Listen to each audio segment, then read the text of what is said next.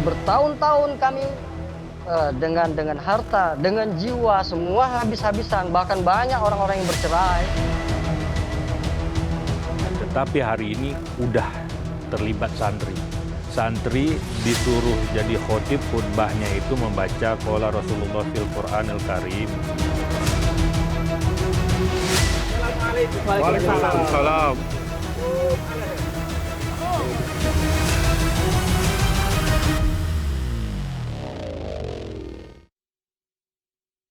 Pemirsa, pemerintah mengaku berada di balik pendirian pesantren Al Zaitun, tapi dalam perjalanan waktu pemerintah melihat ada sesuatu yang tidak beres dengan profil Panji Gumilang. Salah satunya diduga ada pencucian uang yang dilakukan pemimpin pondok pesantren Al Zaitun tersebut.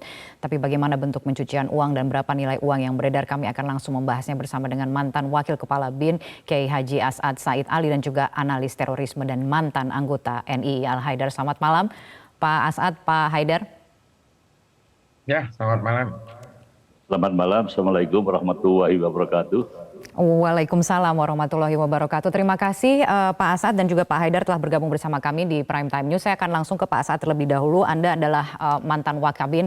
Kalau kita bicara soal operasi intelijen, tentu Anda adalah pakarnya. Tapi apa yang kemudian diungkap oleh Menko Polhukam Mahfud MD mengatakan bahwa pondok pesantren Al Zaitun itu adalah produk operasi intelijen yang dilakukan pada zaman dulu. Sejauh mana Anda mengetahui operasi intelijen yang pada waktu itu mungkin sudah ada dan kemudian seberapa jauh sebenarnya hasilnya itu sudah selesai begitu? Seperti yang berulang kali kita dengar sebenarnya dari Panji Gumilang bahwa kaitan dengan NII itu sudah tidak ada lagi. Nah, bagaimana membuktikannya Pak As'ad? Saya mau cerita intelijen is fact, jadi saya cerita fakta dulu ya. Ini adik saya ini, jadi yang berarti adik saya ini bukan orang lain.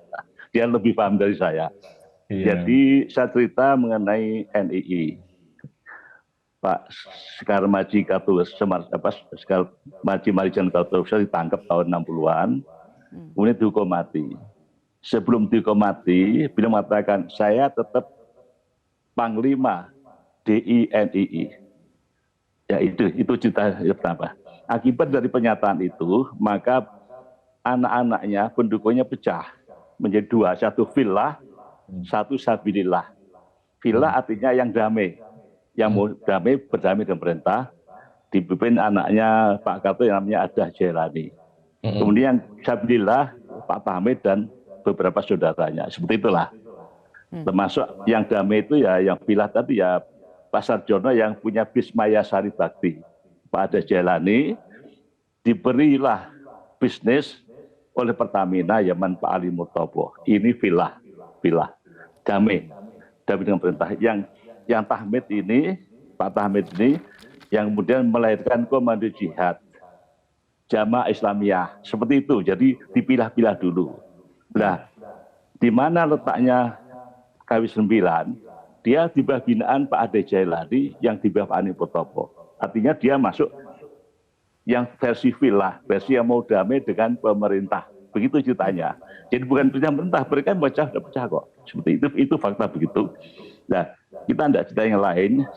Jadi saya seperti adik saya ini, yang dengan saya ini ya ahli sunnah.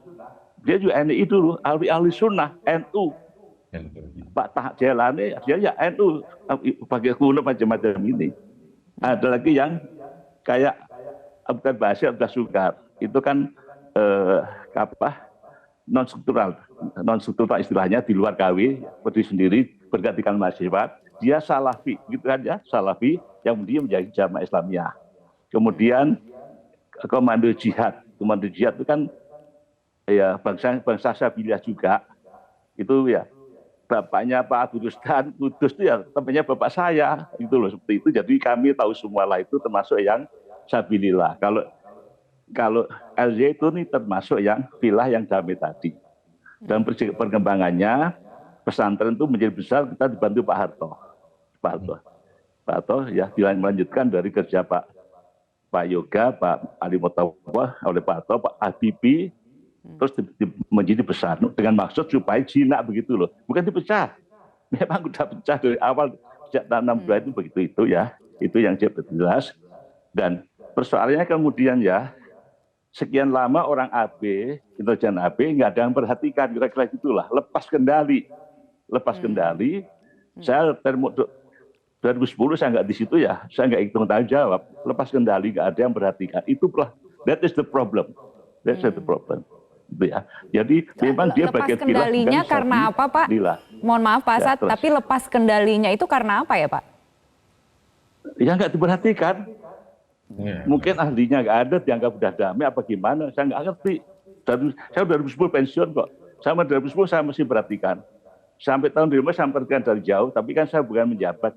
Dan saat diminta informasi, saya anggap bisa mendapat perintah, ya begitulah kira-kira. Mungkin begitu kira analisa saya. Baik, ketika kemudian lepas kendali, kini ditemukan dugaan pencucian uang, termasuk penggelapan dana. Apakah yang bisa disimpulkan sejauh ini, Pak Asad? Nah, jadi Pak Ada Jailani, putain Pak Karto yang filah tadi, mengarahkan Kamisimian bergerak di bidang ekonomi. Dia punya bank bergerak di sekitar Kalimalang itu, bank gelap kira-kira gitu, untuk anggota-anggotanya. Memang ada, diarahkan menjadi ekonomi. Prinsipnya waktu itu kata Pak Yoga, biarkan punya duit, biarkan punya gedung bagus, biarkan punya Mercy 4, istri 4. Kalau istri 4, Mercy 4, tidak sempat lagi angkat senjata, kira-kira gitu. Itulah prinsip yang perguruannya begitu, jam supaya Cina. Tapi sejak 78 saya tahu masih di Cisaat, juga Bumi, Cianjur, itu udah menjalankan namanya Isa Bugis itu. Dan saya belajar dari Kiai di sana, saya menyebut namanya, yaitu mengalihkan sesat. Beliau tidak paham ilmu balaghah, batik, urut, asbabun nuzul itu tidak paham, tapi berani menafsirkan. Yang sering terkenakan penafsiran surat Al-Fil itu, yang ditafsirkan dengan cara dia tidak tahu tarikh, tidak apa, disabkan begitu saja. Ya kira-kira itulah. Jadi bukan ahli agama. Pak Asad, tapi seharusnya siapa yang melakukan pengawasan kalau begitu? Jika tadi dikatakan bahwa lepas kendali karena tidak diperhatikan, siapa yang seharusnya melakukan pengawasan melekat atau tidak, atau seperti apa kurang lebih yang seharusnya bisa masuk atau bisa melakukan intervensi sebelum akhirnya sekarang berkembang menjadi polemik? Setelah 2010 saya nggak tahu, tapi sampai itu ya karena dulu saya anak buahnya komandan saya itu waktu saya masih muda ya, Kolonel Hadi Utomo, ya ikuti Asad, saya disuruh. Kemudian setelah saya menjadi wakil tetap tak awasi dengan merekrut orang yang ada di situ. Setelah itu ya tak serahin agen itu kepada berikutnya. Jadinya ya anak-anak buah saya kan. Perkara itu tidak, saya tuh nggak ngerti ya kenapa terjadi, atau menganggap tadi udah nggak penting atau gimana, nggak tahu. Karena lebih fokus ke Jamaah Islamiyah, Al-Qaeda begitu, kira-kira gitulah. Oke, baik. Tapi kemudian sekarang kita melihat bisnisnya itu berkembang sedemikian rupa. Nah, kita ingin tahu kemudian dan kembali menjadi polemik karena ini bukan pertama kalinya begitu ya. Saya nanti akan ke Pak Haidar untuk menanyakan bahwa kemudian dikatakan ini adalah hasil dari operasi intelijen. Dalam perkembangannya sekarang mengundang polemik. Sekarang semua juga bertanya. Beberapa pihak mempertanyakan kenapa kemudian momentumnya sekarang begitu ya. Pak Haidar mungkin bisa ada komentar soal itu. Tapi kita harus jeda terlebih dahulu. Pemirsa, Anda kembali bergabung bersama kami di Prime Time News. Kembali kami lanjutkan perbincangannya. Saya ke Pak Haidar kalau begitu untuk menanggapi apa yang sudah disampaikan. Kalau kita mendengar analisa intelijennya begitu ya. Tadi kan juga sudah sempat disampaikan seperti apa yang diketahui oleh Pak Asad. Kemudian juga sudah ada yang diungkap oleh Pak Mahfud begitu ya. Terkejutkah Anda apa yang sudah diungkapkan sejauh ini? Atau memang itu sudah diketahui dari sejak awal? Iya, saya sebenarnya sebagai peneliti sudah tahu sejak awal bagaimana sepak terjang Panji Gumilang ini dan bagaimana peran intelijen di belakangnya. Dan ini menunjukkan bahwa sebenarnya adalah salah satu bentuk prestasi intelijen di masa lalu, terutama sampai tahun 2010. Karena pada waktu itu intelijen itu benar-benar bekerja untuk mempertahankan state rights atau hak negara. Hak negara itu apa? Yaitu mempertahankan ideologinya, teritorialnya, mempertahankan kehormatan negaranya, mempertahankan diplomasinya. Walaupun diplomasi pada waktu itu boleh dikatakan sampai sekarang pun ya diplomasi Indonesia tidak ada yang berhasil satupun. Tapi untuk pembinaan organisasi-organisasi radikal itu alat yang paling efektif yang digunakan oleh negara itu adalah intelijen dan itu berfungsi sangat optimal pada waktu itu. Tapi setelah tahun 2010 memang ini terjadi triplet intelligence deficiency ya. Jadi terjadi satu kemunduran, degradasi, defisiensi intelijen dan intelijen itu berubah maknanya dari yang pokoknya kontradiksi interminis lah. Dari yang maknanya itu cerdas, intelijen itu kan maknanya cerdas, rajin dan sebagainya. Tapi tiba-tiba itu berubah makna menjadi karena mungkin masuk generasi-generasi milenial yang memang agak dungu begitu di dalam lembaga negara yang sangat dikdaya tersebut, itu akhirnya memang tidak lagi terkontrol pada beberapa hal yang sifatnya sangat penting seperti misalnya kerjaan-kerjaan intelijen yang tadinya sudah sangat bagus di dalam membina kelompok-kelompok radikal Islam, itu tiba-tiba itu tidak lagi dilanjutkan. Mereka lebih sibuk dengan mainan-mainan mereka yang baru, yang begitu, yang nggak ada gunanya gitu. Jadi saya kira memang intelijen setelah tahun 2010 itu intelijen goblok memang, dungu ya, dungu, goblok, tolol dan bodoh begitu. Ya kira begitulah. Jadi memang nggak ada intelijen yang ini yang saya yakin setelah tahun 2010 Indonesia akan mudah sekali untuk hancur, untuk jatuh. Begitu. Baik, mohon maaf. Karena Pak Haidar agak berhati-hati ya untuk menggunakan kalimat-kalimat seperti itu. Tapi kalau kita bicara mengenai kedepannya ini ya, sekarang ini perkembangan kasus ini.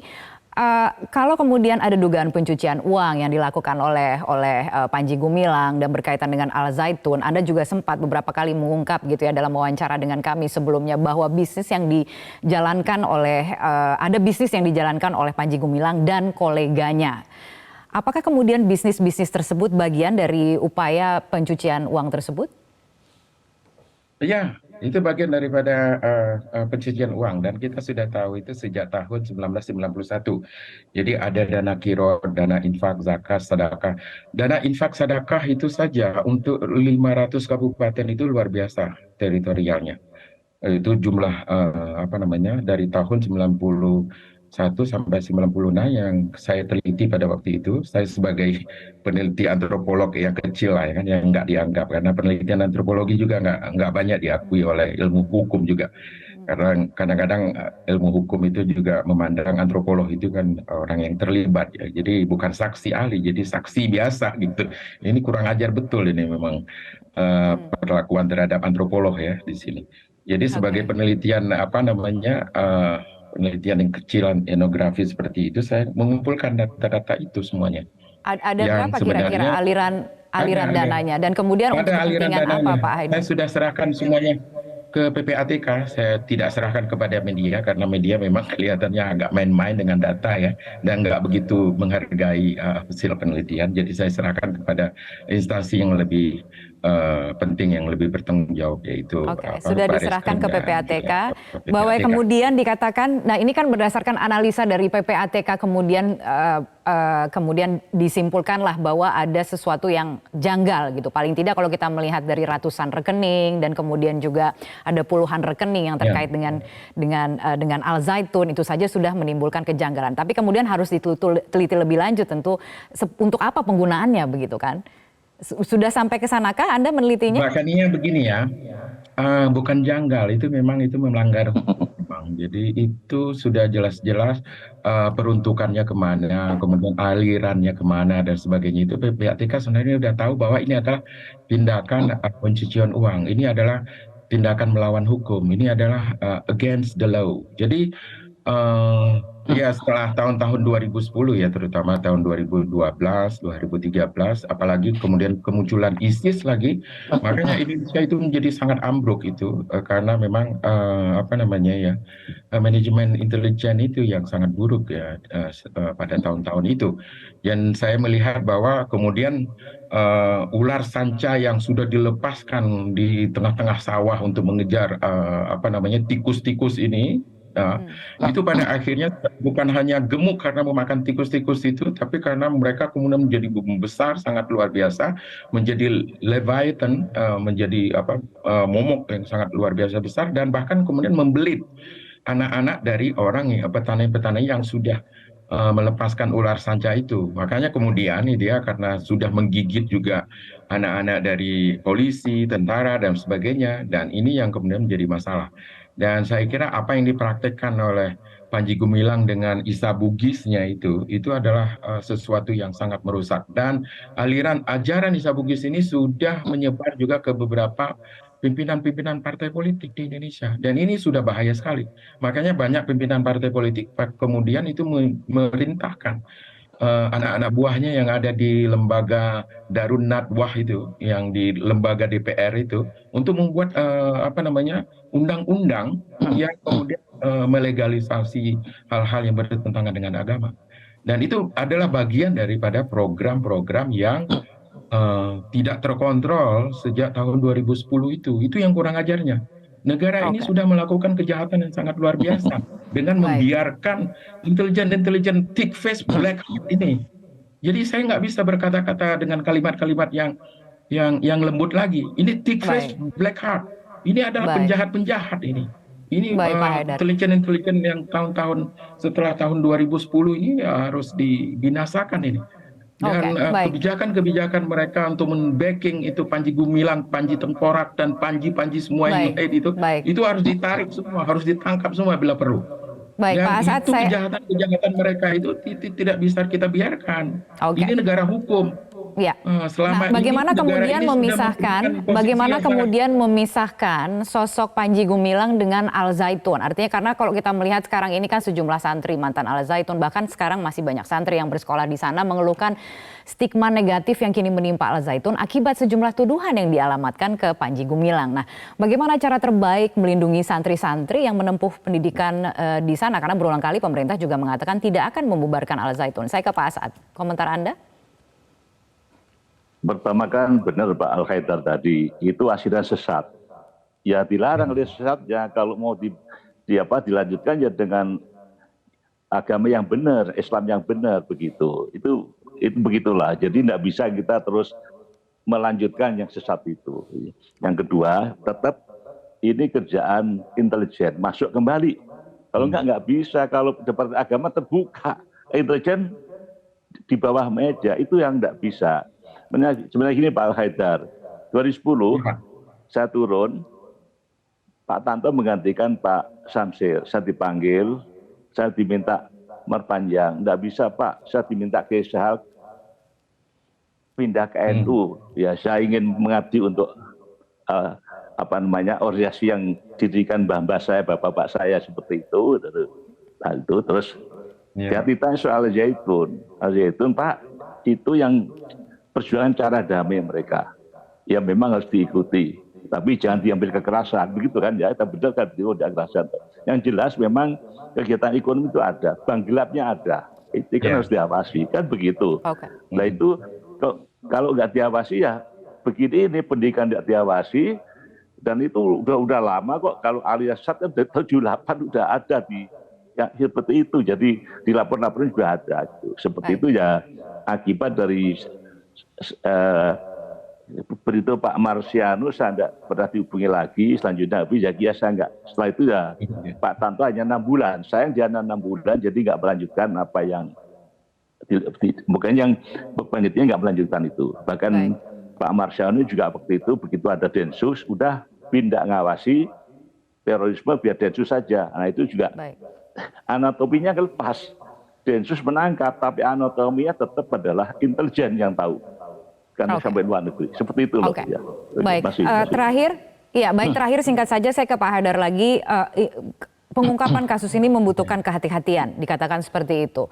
Seberapa serius Anda melihat pemerintah bergerak untuk mengungkap kasus ini sampai dengan ke akar-akarnya? Saya melihat yang pemerintahan sekarang, rezim sekarang ini rezim yang ruwaibidah. Artinya rezim yang tidak memiliki ahli, tidak memiliki pakar di bidang yang tepat untuk masalah Al Zaitun ini. Sehingga banyak sekali sekarang ini boleh dikatakan pejabat-pejabatnya banyak yang tidak mengerti tentang hal ini. Tapi memang saya lihat ada beberapa doktor lulusan baru yang kelihatannya memang sangat tercerahkan, dan saya salut juga dengan Menko Polhukam Pak Mahfud MD yang seorang profesor dan juga seorang ahli hukum dan punya kesadaran hukum yang sangat tinggi, dan dia yakin bahwa walaupun langit akan runtuh, hukum harus ditegakkan. Jadi kalau ada penistaan agama, ada penyesatan, ada aliran sesat, itu jangan dibiarkan, karena itu akan merusak partai politik, merusak demokrasi, merusak sendi-sendi kehidupan politik bangsa Indonesia.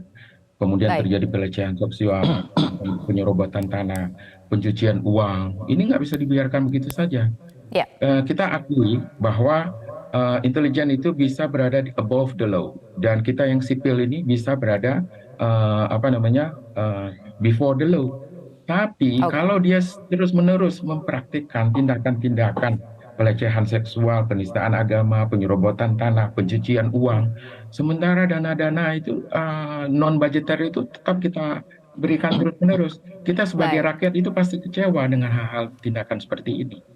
Jadi ini sudah saatnya. Tapi memang berharap pada rezim sekarang ini yang memang rezimnya dungu sekali. Kita rasa-rasanya itu nggak yakin itu bisa akan ada perubahan. Tapi saya sangat yakin dengan adanya Pak Mahfud MD, Pak Muhadjir Effendi yang ada di kementerian sekarang ini, itu Indonesia akan berubah. Bila perlu Pak Mahfud MD ini harus menjadi presiden kalau berhasil menyelesaikan kasus ini. Baik. Ini sudah baik. Terima kasih. Sayang sekali waktunya sudah habis. Kita mungkin bicarakan di lain kesempatan. Kita lihat juga perkembangan kasus ini. Terima kasih sekali lagi Pak Saad, Pak Haidar telah bergabung bersama kami di Prime Time News.